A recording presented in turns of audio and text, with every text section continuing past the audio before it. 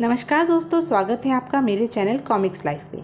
शुरू करते हैं नागराज सीरीज़ की एक और धमाकेदार कॉमिक्स, नागराज और ताजमहल की चोरी। शिकांगी नेवला बोला, मुझे ताजमहल की चोरी करने से कोई नहीं रोक सकता।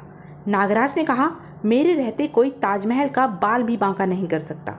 नागराज जिसका सफ़र अनंत है, क्योंकि उसने विश्व को अपराध व अपराधियों से मुक्त कराने की कसम उठाई है। नागराज ने खबर पढ़ी, शिकांगी नेवले द्वारा ऐतिहासिक मूल्यों की वस्तुओं की चोरी, नागराज विश्वेश्वरैया म्यूजियम में। नागराज सोचने लगा, शायद शिकांगी नेवला यहाँ भी आक्रमण करे। शिकांगी नेवले ने तो नहीं, हाँ, कुछ नकाबपोश लुटेरों के गैंग ने वहाँ धावा बोला। एक नकाबपोश बोला, यह टीपू की तलवार है नागराज, इससे तुम नहीं बच सकते। नागराज सोचने लगा, उफ, यह तो मेरा गला ही काट देगा। फिर नागराज की टक्कर हुई मार्शल आर्ट्स के जादूगर बौना शैतान से।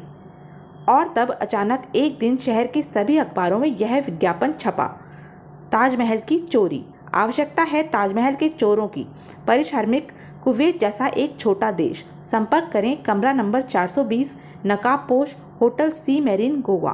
पूरे विश्व में तहलका मच गया इस खबर से और शिकांगी नेवला विज्ञापन वाले नकाबपोश को कैद करके अपने साथ ले चला। अब आगे। उस दिन पूरे विश्व में तहलका मच गया जब ताजमहल की चोरी की खबर अखबार में छपी। ताजमहल की चोरी का दावा, हर तरफ अजीब सी उत्तेजना फैल गई। ताजमहल की चोरी असंभव है। ताजमहल को क्या कोई खिलौना समझ रखा है?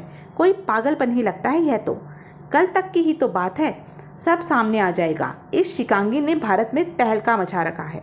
इधर भारत में पुलिस प्रशासन और प्रजा सभी घबराए हुए थे। इंस्पेक्टर ने कहा, वह विज्ञापनदाता नकाबपोश इसी होटल में है, उसे गिरफ्तार कर लो, क्योंकि अब हमारे पास दिल्ली दरबार का ऑर्डर है। पुलिस दल ने होटल पर धावा बोला, लेकिन अज्ञात नकाबपोश का कमरा खाली मिला। कमिश्नर ने कहा, कहाँ गया वह? इंस्पेक्टर बोला, लगता है सर, सिचुएशन बिगड़ती देख खिसक गया और उन्हें खाली हाथ ही वापस लौटना पड़ा। उसी दिन अखबारों में खबर छपी, विश्व आतंकवाद के दुश्मन नागराज का दावा है कि वह कल शिकांगी की ताजमहल की चोरी की योजना विफल कर देंगे। उनके रहते ताजमहल का बाल भी बांका नहीं हो सकता। इस खबर ने लोगों को निश्चिंत कर दिया। लोग बोले, अब कोई भी ताजमहल की चोरी नहीं कर सकता। नागराज के होते ऐसा हो ही नहीं सकता। विश्व का 8वां आश्चर्य ताजमहल। देखते ही देखते ताजमहल दर्शकों के लिए बंद कर दिया गया। इंस्पेक्टर ने कहा, जगह खाली कर दीजिए, जल्दी कीजिए, शहर में आज कर्फ्यू रहेगा। दर्शक बोले, कोई मूर्ख बना रहा है सबको, और इनकी क्या ज़रूरत यहाँ? यहीं कहीं नागराज भी तो होगा नेवले को भगाने के लिए।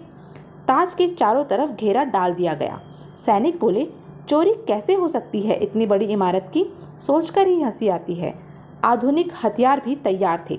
इंस्पेक्टर सोचने लगा, क्या यह सब एक नेवले के लिए? तब अचानक ताजमहल के दूधिया गुंबद पर नजर आया काला नेवला। दूधिया गुंबद पर काला नेवला भला निगाहों से कैसे बच सकता था?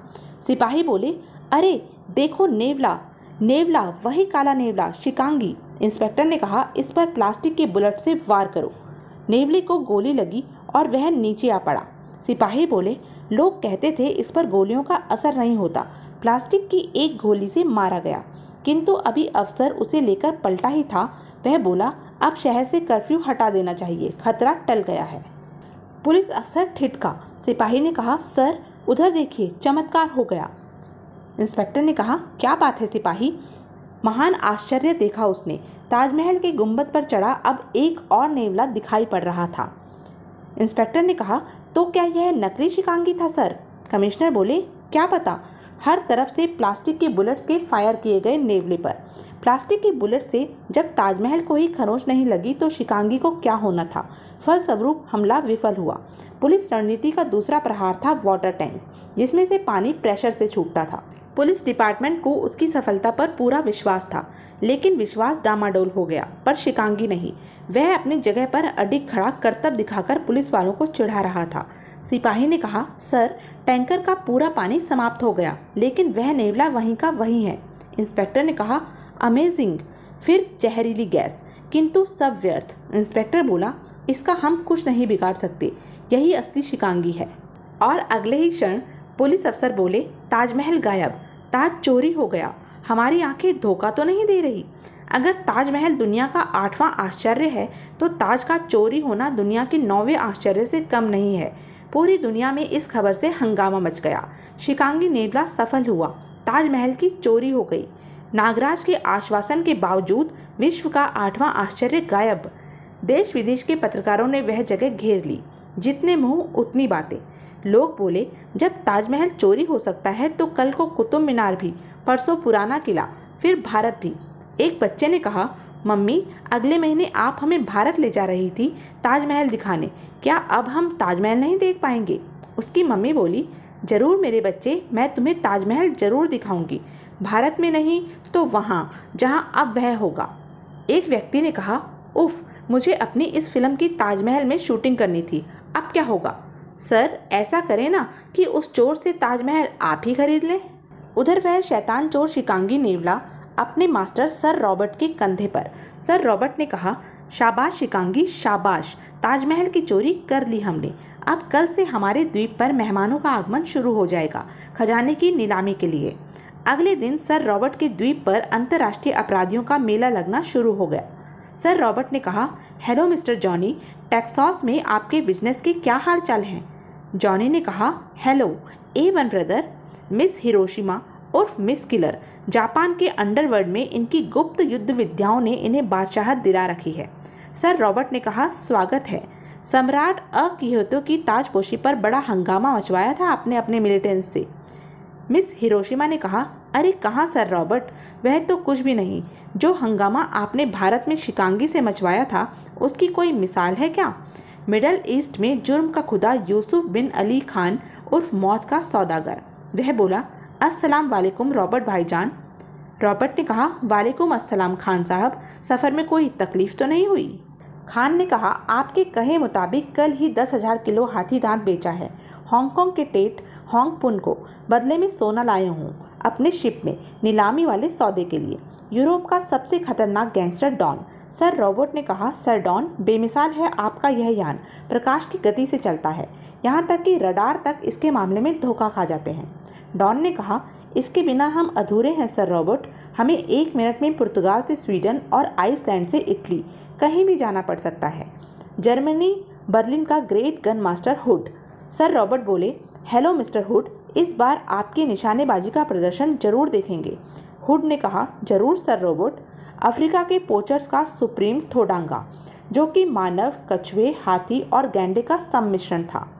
सर रॉबर्ट ने कहा, सम्राट थोडांगा अफ्रीका के जंगलों के बेताज बादशाह। विश्व भर में होने वाले अवैध शिकारों में 60% व्यवसाय आपकी ही छत्रछाया में होता है।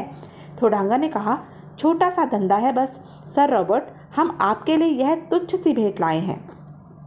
सर रॉबर्ट ने कहा, बहुत उम्दा सुगंध है इस इत्र की। थोडांगा ने कहा, करोड़ों छोटी छोटी मक्खियों को मारकर उनकी लार से तैयार किया गया है परफ्यूम। इस छोटी सी शीशी की कीमत 1 करोड़ रुपए है। इटली का शातिर चोर बेम बेम बिगोलो, शरीर रबड़ की तरह लचीला है इसका। जिम्नास्टिक का माहिर एक क्रूर हत्यारा। सर रॉबर्ट ने यहाँ उसे उसकी कला के प्रदर्शन के लिए बुलाया था। सर रॉबर्ट ने कहा, हम आपकी बहुत इज्जत करते हैं। बेम बेम बिगोलो बोला, यह तो आपका बड़प्पन है सर रॉबर्ट। मिस्र का तूतेन खामेन, अपराधियों का मसीहा। एक आम धारणा थी कि यह अदृश्य मानव था। खुद वह अपनी उम्र 1000 साल बताता है। खुद को पिरामिडों से निकला फराह राजा तूतेन खामेन कहता है। खामेन ने कहा, सर रॉबर्ट, हमारे पास ज़्यादा वक्त नहीं है, हमारी मानिए, नीलामी वगैरह छोड़िए और सब माल अपनी मुंह मांगी कीमत पर हमें बेच दीजिए। सर रॉबर्ट ने कहा, हम विचार करेंगे ग्रेट तूतेन खामेन। और इस तरह सर रॉबर्ट का द्वीप छोटा सा अंतर्राष्ट्रीय अपराधियों का अड्डा बन गया। एक अपराधी बोला, वाह, सर रॉबर्ट की दावत में मज़ा आ गया। जॉनी ने कहा, देखा उस थोडांगा को, कैसे कछुए की तरह गर्दन छुपाए पड़ा है, गैंडे की तरह आराम कर रहा है। डॉन ने कहा, मिस्टर जॉनी, लगता है आपको चढ़ गई है। मिस हिरोशिमा बोली, महान तूतेन खामेन, आप इतना भारी मुखौटा कैसे पहने रहते हैं? तूतेन ने कहा, यही मुखौटा हमारी शक्ति का राज है मिस किलर। खान बोला, सर रॉबर्ट, सुना था कि आपने ताजमहल चुरा लिया है, क्या आप हमें दिखाएंगे?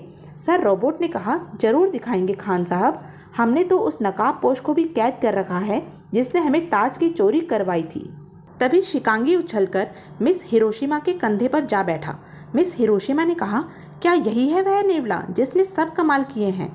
बिगेलो बोला, मुझे तो यह साधारण सा नेवला लगता है। तभी सर रॉबर्ट ने कहा, मिस हिरोशिमा, आपके गले का हार कहाँ गया? मिस हिरोशिमा बोली, अरे मेरा हार गया, 50 करोड़ का हार था वह। सर रॉबर्ट ने कहा, वह हार मिस्टर बेम बेम बिगेलो की जेब में पड़ा है और यही शिकांगी का कमाल है। फिर वह महफिल खत्म हो गई। सर रॉबर्ट ने कहा, मेहरबान, अब हमारे और आपके विश्राम का समय हो रहा है। आप सबसे अनुरोध है कि अपने अपने कक्षों में चले जाएं और कल सुबह नीलामी के लिए हम सब दीवाने आम में मिलेंगे। Good night. सबने कहा, गुड नाइट सर रॉबर्ट। दीवाने आम में सर रॉबर्ट ने कहा, उपस्थित साहिबान को हमारा नमस्कार। दीवाने आम में आपका स्वागत है। सर रॉबर्ट आगे बोले, अब से कुछ ही देर में आपके सामने नीलामी का सामान आएगा। आप बोली लगाएंगे, लेकिन उससे पहले हम आपको एक और मेहमान से मिलाएंगे, आज के चीफ गेस्ट से।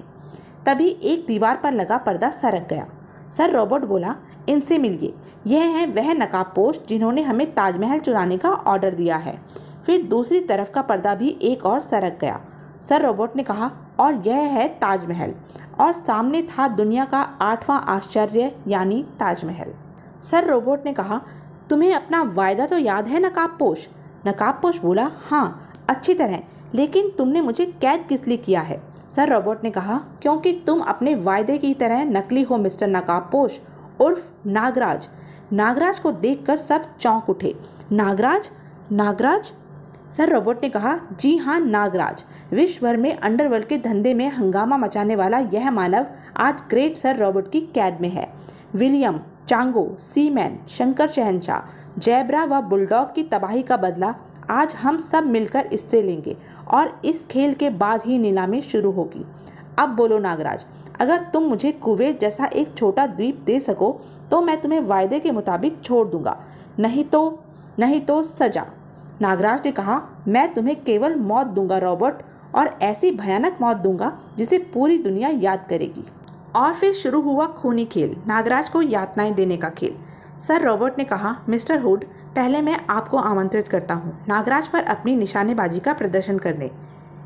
हुड ने कहा, धन्यवाद सर रॉबर्ट। हुड, जो कि नागराज की नीलामी के लिए नागमणि द्वारा बर्मा की राजधानी रंगून में भी आमंत्रित था और वह नागराज से हुई अपनी हार का बदला लेना चाहता था। हुड ने कहा, नागराज, तुमने रंगून में मुझे फायर करने का भी मौका नहीं दिया था, पर आज मैं तुम्हें चैलेंज करता हूँ कि मेरी निशानेबाजी से बच के दिखा सके तो मैं यहीं प्राण दे दूंगा। नागराज ने कहा, मुझे चैलेंज कबूल है। शीशे की स्क्रीन बीच में से हट चुकी थी। अब नागराज व हुड आमने सामने थे। नागराज की कलाइयों से नाग छूटे और अचानक बेहद खूबसूरती से हुड के हाथों में घूमता पिस्टल पल भर को थमा और कुछ फायर हुए और हुड की तरफ बढ़ते नाग हवा में ही शहीद हो गए। हुड अब भी खड़ा मुस्कुरा रहा था। नागराज हैरान रह गया अपने नागों की असफलता पर। हुड ने कहा, नागराज, इतने साल मैंने केवल तुम्हें हराने के लिए ही कड़ा अभ्यास किया था। कभी जर्मनी आना, तब करेंगे तुम्हारा जोरदार स्वागत।